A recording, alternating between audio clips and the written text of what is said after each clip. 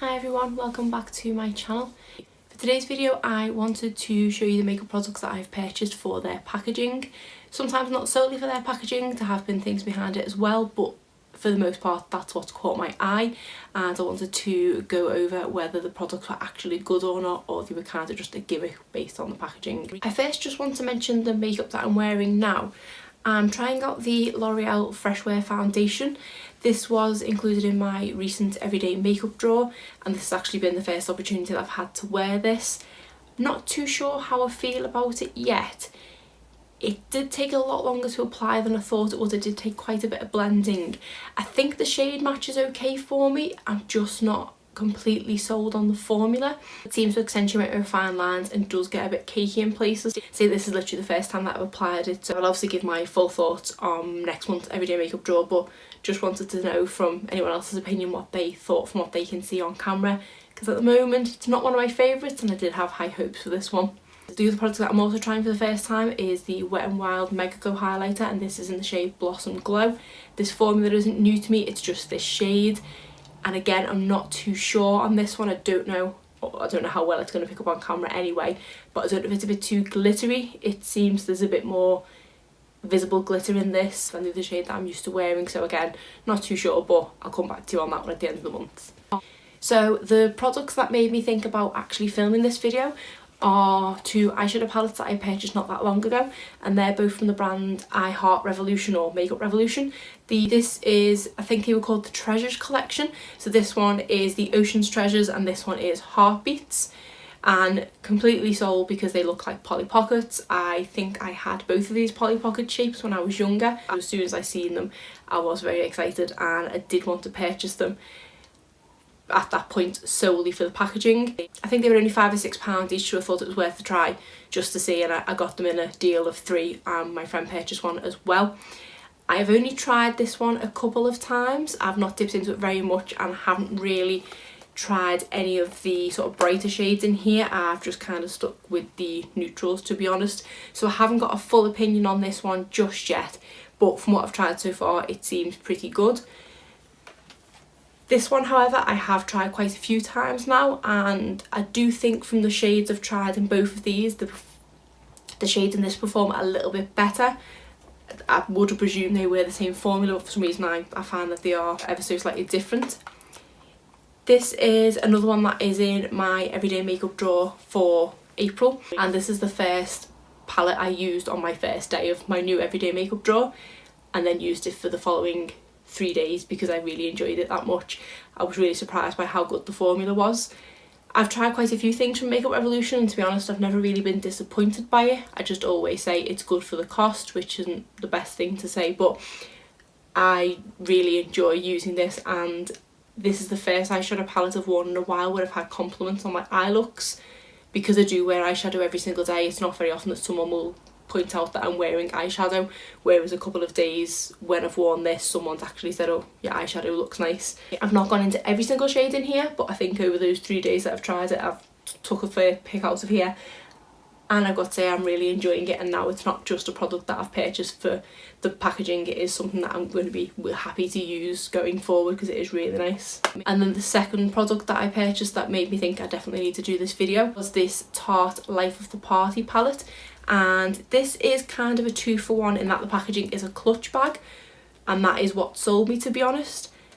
They've had blush palettes in the past that I have looked at, but I've always talked myself out of them, but the fact that this came in its own clutch bag kind of sold me. I've only got a couple of clutch bags in my collection, but they are quite plain, whereas this is just obviously extra sparkly, and it also feels like really good quality. It's nice, it's kind of spongy and cushioned, and the clasp on it is really strong as well. I do sort of struggle to open it, but I don't mind too much.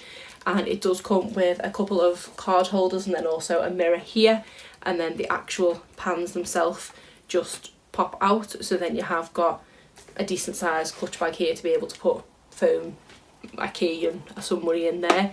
With regards to the actual palette itself, I did think this would come on a more flimsy piece of plastic, but as you can see this is quite a thick piece of plastic, and to be honest you probably, if you were using the bag quite regularly, leave this to the side. I presume the products won't dry out, not being in a sealed package, but you could always put them in this clutch bag once you're not using it. Obviously that is the only downside to me, in that these aren't permanently covered. Actually, I've just remembered it does come with this plastic case which you can keep over it. You can put this over the top, but it doesn't quite fit perfectly. I think it's more to stop the insides of the bag getting the powder on it when you're storing it inside. If I'm honest, I've not even cracked into this yet. I have quite a few of these Tarte blushes on the go and just haven't ended up reaching for this yet because I'm still using the ones that I currently have going. I haven't even reached for the sort of 2 bronzer shades in here, again because I've got a few bronzers on the go that I want to make more use out of before I break into this.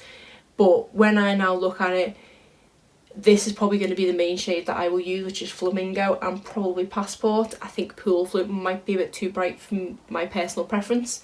And this is a shimmery bronzer by the looks of it, which I do prefer, more matte bronzer. And this tan lines might be too dark for me, but again, I've not tried it out because I don't like trying something with the intention that I'm not going to use it for a while. I do like to keep it untouched. So this one is kind of gimmicky in that I'm probably not going to get much use out of the product, but this is a handy bag to have. Again, I've not actually had opportunity to use it yet. If I had to pay full price for this, I would have said I've wasted my money, but I did actually get this in the sale, and then I think I had a discount code as well, so I don't think I paid an awful lot for this. It might have been about £14, down from I think it was £40 when it first came out. So I would pay £14 for a clutch bag alone, so I don't mind too much on the money I've spent, but I say I've not used it yet. The next thing that I purchased for the packaging is this Essie Top Coat nail polish, and I was really drawn in by the shape of this bottle. I bought this as part of a 2-piece set which came with this and a nail varnish. I don't enjoy the nail varnish, it is a really dark shade and it does chip quite easily, but as for this top coat, I really enjoy using it, and I've recently purchased a second bottle of this because I'm getting to the very end of this one now. But I think it looks really cute on sort of where I store my nail varnishes. It's a really unique design bottle, and I did think it would mean it was awkward to hold when applying, but I hold my nail varnish like this and it fits quite nicely in the hand. It's not an issue at all, and I actually really do rate this. We then have this blush from The Balm. This is the Frat Boy blush, and this was kind of a late night purchase after a few gin and tonics. I was just browsing, I think, on Feel Unique's website and was immediately drawn in by the packaging. I do love The Balm's packaging anyway, with kind of old school vibes, but I was also especially drawn in by this because of the American football. When you look on the mirror inside, it is shaped like a football field with the yard lines, and obviously it says Frat Boy. It's got an old school football on the front. I really am into my American football at the moment, possibly more so than English football. The last season I just really got into it, so I was drawn in for that. When I purchased this, this was another product that I didn't use for a long time, and now that I've broken into it, I am really enjoying using it. It is the blush I have on now. It is brighter than what I tend to wear on a day-to-day basis, so I don't break it out very often, but when I do want a more brighter blush, this is the one that I'm reaching for at the moment, and I am really enjoying it. It's a really nice formula, it blends really nicely, and it is really long lasting. The next thing we have is a couple of lipsticks, and these are from Colourpop. These were part of the Disney Designer collection, where each princess had their own Luxe lipstick. They've recently brought out a Villains one, which is a similar vein, but that's got different packaging. And I was drawn in with the packaging of this, but I went in on the basis that I already had a Luxe lipstick and I knew I liked the formula. So this was only partly for the packaging, in that I did want 2 more Luxe lipsticks anyway. The ones I picked were Ariel and Belle. I kept the boxes because that's where the main sort of prettiness is in the packaging of these. The actual bullets themselves are just the plain gold. They do have the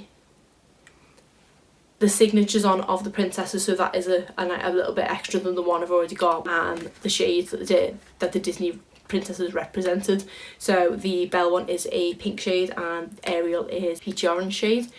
I think the formula of these is slightly different to the Luxe lipstick that I already have, in that these are ever so slightly drying. The Belle shade is actually very, very similar to the, I think it's called Still Crazy, the other shade that I have in the Luxe lipstick formula, but this is a bit more drying. Yes, I bought these for the packaging, but I did like the formula, I did like the general Luxe lipstick formula anyway.